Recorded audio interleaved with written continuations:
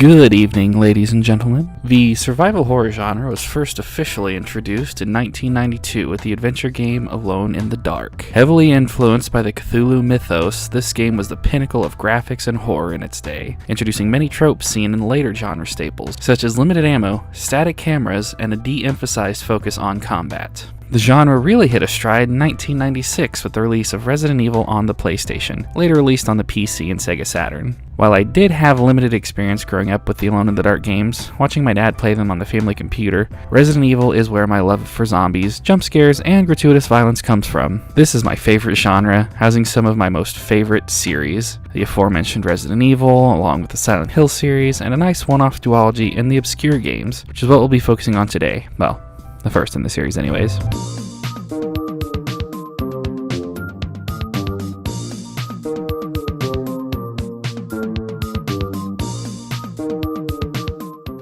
Simply called ObScure, the game was released in North America in the spring of 2005 to both the PS2 and Xbox, which is, once again, the version of the game I'll be playing. The coolest aspect of this game is that you're basically playing an old-school horror movie complete with a group of teenagers looking for their missing friend, a creepy high school setting that somehow has an obscene amount of guns present, secret lab facilities where immoral experiments are being undertaken on captured students, and an immortal tree-human hybrid that lies in the hidden basement. Whoops. Spoilers. The cast consists of typical horror archetypes such as Kenny the jock, Josh the nerd, Shannon the sister to Kenny, the stoner Stan who, according to Wikipedia, does drugs, and the somewhat slutty Ashley, girlfriend to Kenny. She comes complete with a whale tail. Classy. The tropes are strong with this one. The only other humans you see throughout the game are one of their teachers, the school nurse Elizabeth, and the school principal Leonard. The creatures you fight throughout are odd creatures that have been mutated by the experiments the principal and nurse have been performing. They range from tiny ankle-biting things to weird mutant fly things to big-ass ogre bastards to slightly stinky people with black stank lines. Considering the abundance of tropes present in the characters of the game, the story is surprisingly original for the most part. The game starts with Kenny, Josh, and Stan shooting hoopies in the school gym as Shannon watches them, waiting impatiently for her brother to finish up so they can go home. The group leaves Kenny alone, and this is where you take control. As Kenny, you have the special ability to run slightly faster than the others, and that's it. You can shoot some more hoops, wasting time, or you can continue the story and go into the locker room and answer your phone. While on the phone, somebody takes Kenny's bag, leading to one of the slowest foot chases in the history of ever. The chase leads you outside, through a secret garden, to an equally secret house that has somehow never been noticed before. Heading into the cellar, Kenny finds a flashlight, gun, and some tape, allowing you to tape the light to your gun. Eat your heart out, Doom 3. In the secret cellar, Kenny finds a student locked up behind a massive door. You decide to attempt to escape with him, but are equally intercepted by a big-ass ogre thing, and run the shit away. The poor, unfortunate student is rapidly killed, leaving you to your own devices to escape. As you reach the ladder, Kenny sees the light being cut off from above as the hatch is closed. The game fast forwards to the next morning where Josh, Shannon, and Ashley decide to stay after school that day to look for Kenny, who they realize has been missing since the night before. This is where the game properly begins. Your goal for this leg of the game is to find Kenny, at least until they first encounter the creatures. From there, they essentially have the same objective of finding somebody, be it the principal, the nurse, the principal again, and the nurse again. The environs are all suitably creepy, ranging from dark classrooms to a really creepy auditorium to a fairly boring cafeteria. Oh, and the secret labs and hidden basement that are under the school, somehow. It is in these labs that you finally find Kenny and are promptly knocked out and injected with the stuff that created all of the creatures. Eventually, it's revealed that the virus originated as an anti-aging drug created by the school's chemist principal, Herbert, and his brother Leonard. Leonard took it upon himself to test the chemical, causing him to slowly be turned into a living tree, with his roots spreading all throughout the basement area. It's never really explained, at least not that I can recall, why Herbert and his wife, the nurse, never age, but also aren't living goddamn trees. I guess it's assumed that they finally perfected it. After defeating Leonard by severing his roots, everything seems perfect. The school's intact, if you played it right, all 5 students survive, all is right with the world. Till Leonard bursts through the floor for one last hurrah.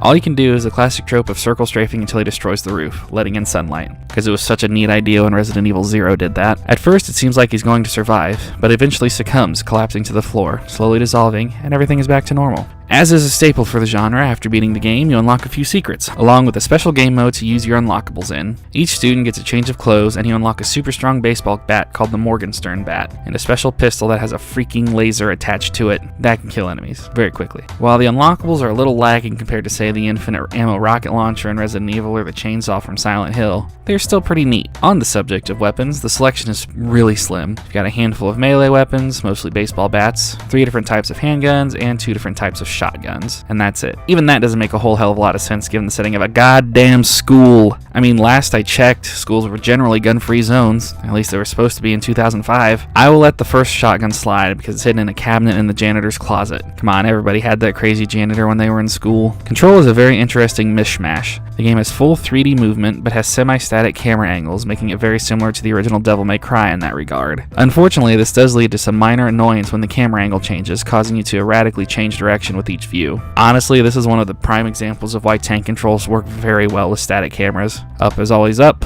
Don't know where the confusion stems from with them. That's a topic for another day. Combat isn't too terrible, but it isn't tremendously thrilling either. You draw your weapon with, in the case of the Xbox version, the right trigger and attack with the A button. There's no free-form aiming. You are entirely reliant on the auto-aim, which likes to freak out a little bit and target an enemy further away than the ogre that's creeping up behind you. Fortunately, there's only approximately 3 instances where you're faced with more than one non-fodder enemy, and that's at the end of the game.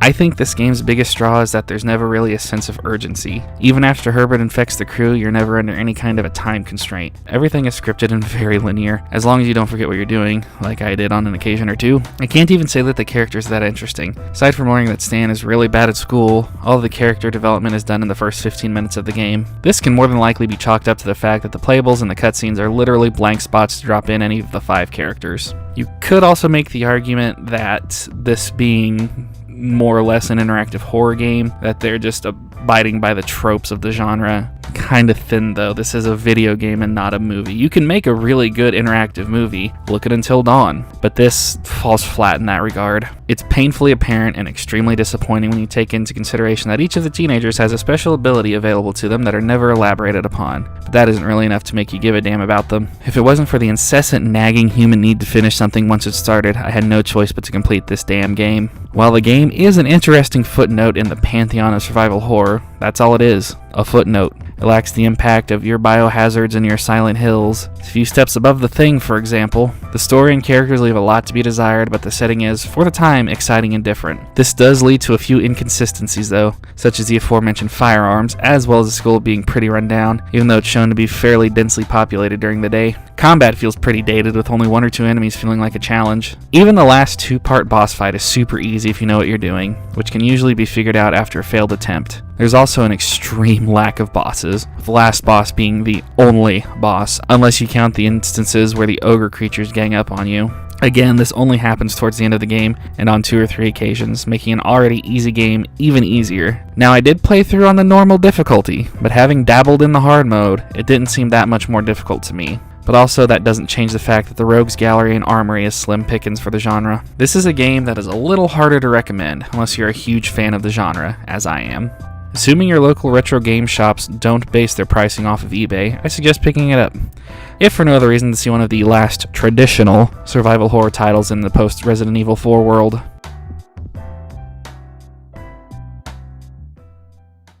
Hey guys, thanks for watching. Don't forget to like, comment, subscribe, ring the bell, all that jazz. Don't forget to stay spooky, and I'll see you guys in the next video.